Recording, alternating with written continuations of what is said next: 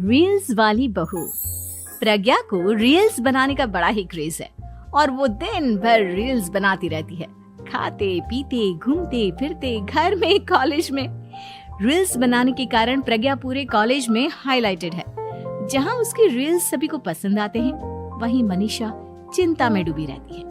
एक रोज जब खाते हुए प्रज्ञा रील्स बना रही होती है, तब मनीषा कहती है, 1 मिनट भी चैन नहीं है इस लड़की को। ये नहीं कि खाना तो आराम से खा ले, लेकिन नहीं, अरे थोड़ी देर रील्स नहीं बनाओगी तो आसमान नहीं टूट पड़ेगा। अरे मम्मी, इसी को तो कहते हैं डिटर्मिनेशन। तुम नहीं समझोगी ये सब। भगवान, इस लड़की को सद्बुद्धि दे। जब देखो तब टेढ़ा बाका मुंह बनाती रहती है।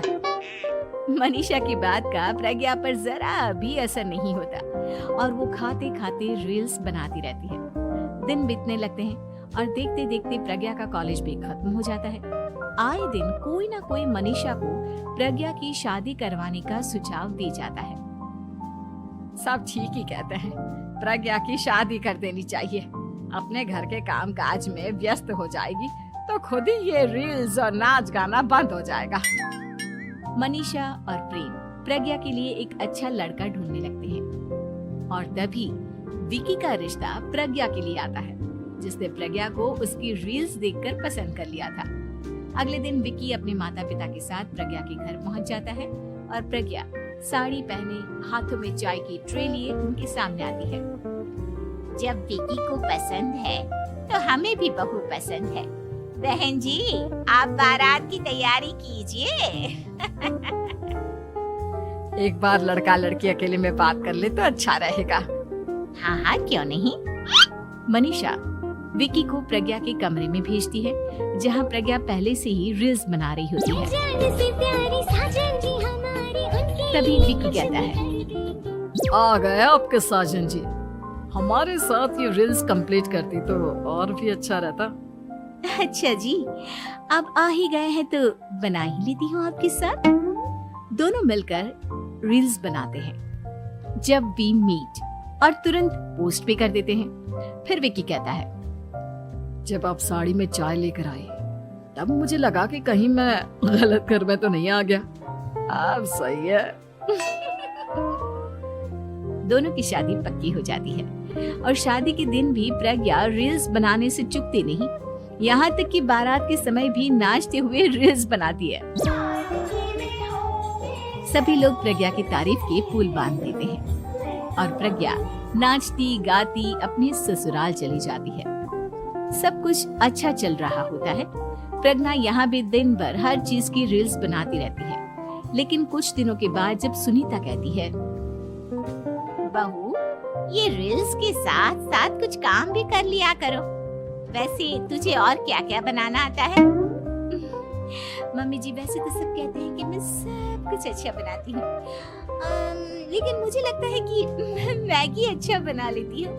हाँ, कॉफी भी अच्छा बना लेती हूँ और मुंह तो सबसे अच्छा बना लेती हूँ। हैं? अच्छा अच्छा। सुनीता अपना माथा पकड़ लेती है और कहती है, बहू, कुछ खाना बनाना भी सीख लेती। मम्मी जी, मैं लंबी प्लानिंग कर रही हूँ। जल्दी ही मैं इतनी फेमस हो जाऊंगी कि मुझे पैसे मिलने लगेंगे। हम दोनों सास बहू राज करेंगे, राज नौकर काम करेंगे और लोगों की तो लाइन लगेगी हमसे मिलने के लिए। तेरा दिमाग खराब हो गया है क्या बहू? हंसी मजाक तक ठीक है, लेकिन इस तरह घर नहीं चलते। जितना जल्दी हो इस घर के तौर तरीकों को सीख लो। प्रज्ञा मुंह घुमाकर चली जाती है और तुरंत उसी वक्त एक रील बनाती है। ये देख सुनीता का गुस्सा 7वें आसमान पर चला जाता है और विकी के घर आते ही सुनीता उसे सब कुछ बताती है। विकी भी अब प्रज्ञा की इन हरकतों से परेशान हो जाता है। तुम टेंशन मत लो मम्मा, मैं देख लूंगा। विकी कमरे में जाता है तो देखता है कि प्रज्ञा रील्स बना रही है। विकी बड़े ही प्यार से प्रज्ञा से कहता है, प्रज्ञा, इन सब के लिए मैं तुम्हें मना नहीं कर रहा हूँ, लेकिन फिर भी हर वक्त तो ये अच्छा नहीं लगता ना। समझने की कोशिश करो, मुझे भी तुम्हारा थोड़ा वक्त चाहिए। मैं जब ऑफिस से आता हूँ तो मुझे समय देने की जगह इसी में लगी रहती है। तुम ज्यादा ही सोच रहे हो। तुम भी मेरे साथ रील्स बनाओ ना, तुम्हें भी बहुत अच्छा लगेगा। तुम्हें इज्जत से कोई बात समझ में नहीं आती क्या? दिमाग खराब हो गया है तुम्हारा इस चकाचौंध से। अगर तुमने अपना रवैया नहीं बदला तो मैं तुमसे दूर चला जाऊंगा। तुम ही रिश्ता लेकर आए थे, मुझे लड़कों की कमी नहीं थी और ना आज है। विकी दरवाजा पटक कर चला जाता है। धीरे धीरे विकी प्रज्ञा से दूर होता जाता है। एक रोज मनीषा प्रज्ञा के ससुराल उससे मिलने जाती है। तब सुनीता उससे कहती है, बहन जी, अब आई हैं तो कुछ दिन यहाँ रहकर जाइएगा, आप ही का घर है। हाँ मम्मी, बहुत दिन हो गए तुम्हारे साथ एक भी रील नहीं बनाई मैंने। प्रज्ञा तुरंत अपने फोन में रील्स ऑन कर लेती है। ये सब मुझसे नहीं होगा। तेरा ये भूत अभी तक नहीं उतरा क्या? बहन जी, आप कुछ कहती नहीं क्या इसे? जब आप ही कुछ नहीं कर पाई तो मैं कर ही क्या सकती हूँ। सास तो वैसी ही बदनाम है।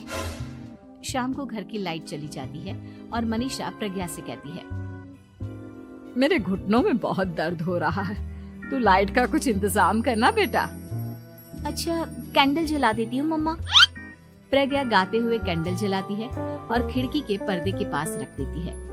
मनीषा, जिसे बहुत दर्द हो रहा है, वो सो जाती है और प्रज्ञा हमेशा की तरह अपने रील्स में लग जाती है। उधर कैंडल की वजह से पर्दा आग पकड़ लेता है और मनीषा के कमरे में आग लग जाती है। बचाओ, कोई है, बचाओ। सभी भागते हैं और विकी कमरे की आग बुझाने में लग जाता है, लेकिन तब तक मनीषा आधी जल चुकी थी। मनीषा की हालत देख प्रज्ञा रोने लगती है।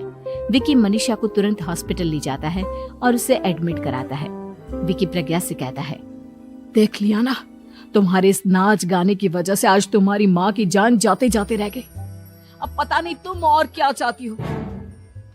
उधर डॉक्टर कहते हैं, इनकी हालत बहुत नाजुक है, आधे से ज्यादा जल चुकी है। प्रज्ञा रोती हुई मंदिर में जाती है और भगवान के आगे जाकर कहती है, भगवान, मेरी माँ को ठीक कर दो। मैं कसम खाती हूँ, हाथ से ये रील्स बनाना छोड़ दूंगी। बस मुझे मेरी माँ वापस मिल जाए। 2 दिन बीत जाते हैं और मनीषा खतरे से बाहर आ जाती है। पेशेंट अब ठीक है, आप लोग उनसे मिल सकते हो। सब कोई मनीषा से मिलता है और प्रज्ञा सबके सामने अपना फोन तोड़ देती है। मुझे माफ कर दो मम्मा, मैंने तुम लोगों की बातों को नजरअंदाज किया। बेटा, कोई भी चीज जरूरत से ज्यादा खराब है। मैंने तुम्हें रील्स बनाने से कभी मना नहीं किया, लेकिन हर वक्त एक ही चीज तो सही नहीं है। मैं समझ गई हूँ मम्मा, आई एम सॉरी। प्रज्ञा उस दिन से रील्स बनाना छोड़ देती है और पूरी तरह से अपने घर में लग जाती है।